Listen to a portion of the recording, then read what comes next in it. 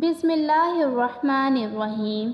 تاریخ اسلامی میں ایک ایسی شادی بھی گزری ہے کہ جس میں ہر صحابی دلہا بننے کا خواہش مند تھا۔ دوستو، آپ نے بہت سی شادیاں دیکھی ہوں گی، لیکن ہمارے پیارے نبی حضرت محمد صلی اللہ علیہ وسلم کی پیاری بیٹی حضرت فاطمہ کی شادی کی تقریب سے پیاری کوئی نہ ہوگی۔ ایسی شادی کہ جس کے لیے حور اور فرشتوں نے بھی تیاریاں کی، اور سب سے مزے کی بات یہ ہے اس شادی کے پیارے دلہا کو اللہ پاک نے خود نامزد کیا۔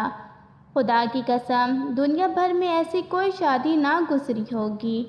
سیدہ فاطمہ رضی اللہ تعالی عنہا جب عہد طفولیت سے سن بلوغت کو پہنچی تو سب سے پہلے آپ کا رشتہ حضرت ابو بکر لے کر حضور پاک صلی اللہ علیہ وسلم کے پاس تشریف لائے تو حضور نے جواب دیا، ابو بکر، مجھے اس معاملے میں اللہ پاک کے حکم کا انتظار ہے۔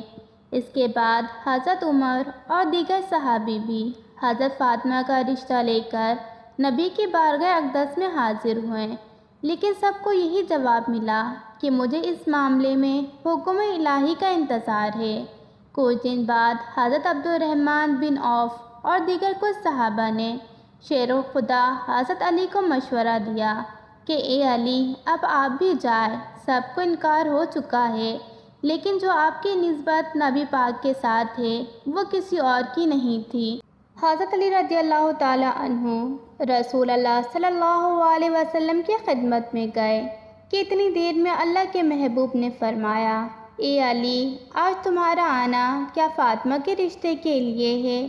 تو حضرت علی نظریں جھکا کر فرمانے لگے، جی یا رسول اللہ۔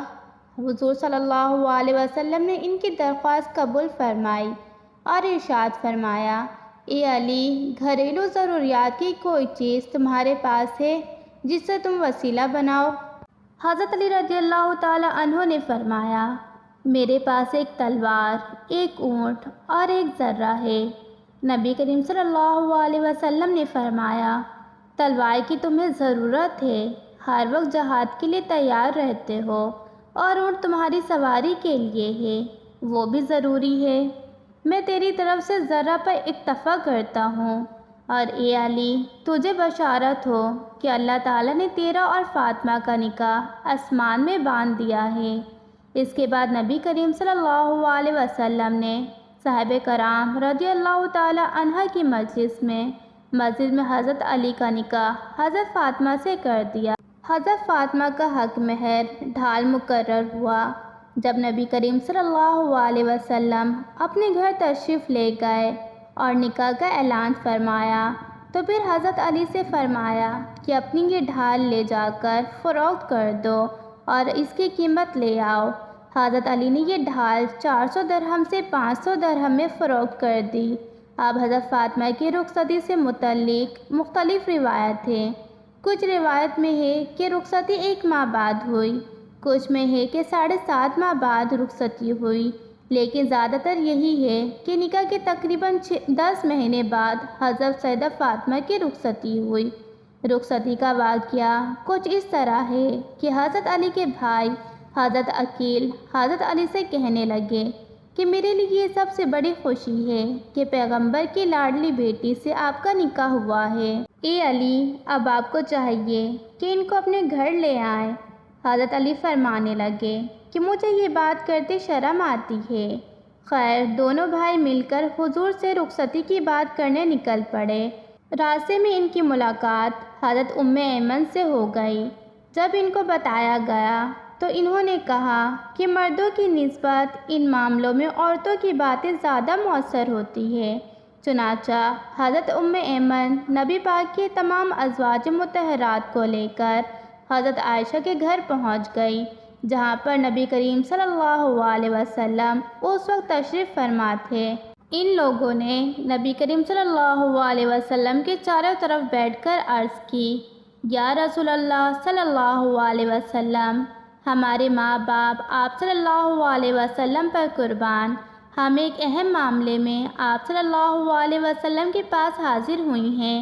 کاش اگر آج حضرت خدیجہ رضی اللہ تعالی عنہا زندہ ہوتی تو اس سے ان کی آنکھیں ٹھنڈی ہوتی۔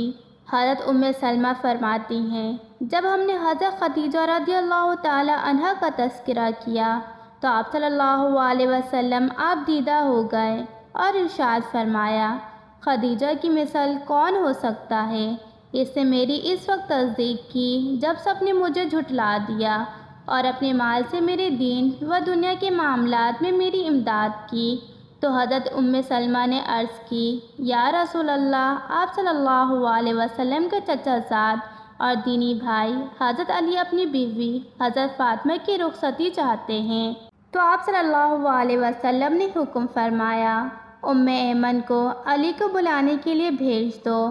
حضرت ایمن جب نکلیں اور حضرت علی کو اپنا منتظر پایا تو ان سے عرض کی، نبی کریم صلی اللہ علیہ وسلم کے بلاوے پر لبیک کہیں۔ حضرت علی حضرت ایمن کے ساتھ نبی کریم صلی اللہ علیہ وسلم کی خدمت میں حاضر ہوئے۔ حضرت علی فرماتے ہیں کہ نبی کریم صلی اللہ علیہ وسلم نے مجھ سے پوچھا، کیا تم زوجہ کے ساتھ رہنا چاہتے ہو؟ میں نے عرض کی، جی یا رسول اللہ۔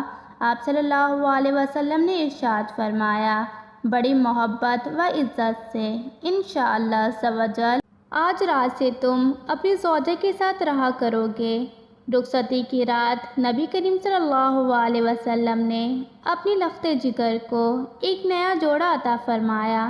حضرت علی رضی اللہ تعالی عنہ جب حضرت فاطمہ سے محبت بھری گفتگو کرنے لگے، یہاں تک کہ جب رات کا اندھیرا چھا گیا تو وہ رونے لگیں۔ حضرت علی رضی اللہ تعالی عنہ نے پوچھا، اے تمام عورتوں کی سردار، کیا آپ خوش نہیں کہ میں آپ کا شوہر ہوں اور آپ میری بیوی ہیں؟ کہنے لگی، میں کیوں کر راضی نہ ہوں گی؟ آپ تو میرے رضا بلکہ اس سے بھی بڑھ کر ہیں۔ میں تو اپنی اس حالت و معاملے کے متعلق سوچ رہی ہوں کہ جب میری عمر بیت جائے گی اور مجھے قبر میں داخل کر دیا جائے گا، آج میرا عزت و فخر کے بستر میں داخل ہونا کل قبر میں داخل ہونے کی مانند ہے۔ آج رات ہم اپنے رب کے بارگاہ میں کھڑے ہو کر عبادت کریں گے کہ وہی عبادت کا زیادہ حق رکھتا ہے۔ اس کے بعد وہ دونوں عبادت کی جگہ کھڑے ہو کر رب کی عبادت کرنے لگے۔ اسی لمحے ایک بوڑھی عورت نے صدا دی کہ ایک جوڑے کا سوال کرتی ہوں۔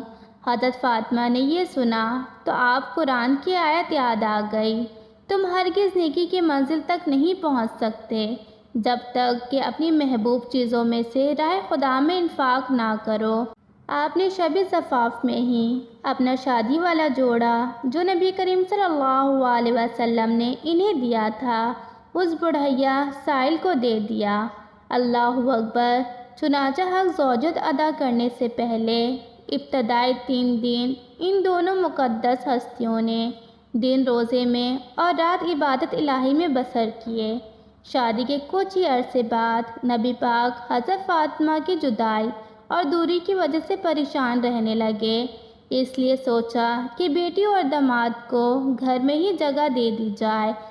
حضرت حارث بن نعمان رضی اللہ تعالی عنہ جو کہ صحابی تھے، جب ان کو اس بات کا پتہ چلا تو نبی کریم صلی اللہ علیہ وسلم کے پاس آئے اور کہا، خدا کی قسم میں چاہتا ہوں کہ میرے جو گھر آپ کے ساتھ ہیں وہ آپ لے لیں۔ نبی کریم صلی اللہ علیہ وسلم فرمانے لگے، اللہ تمہیں اس کا اجر دے۔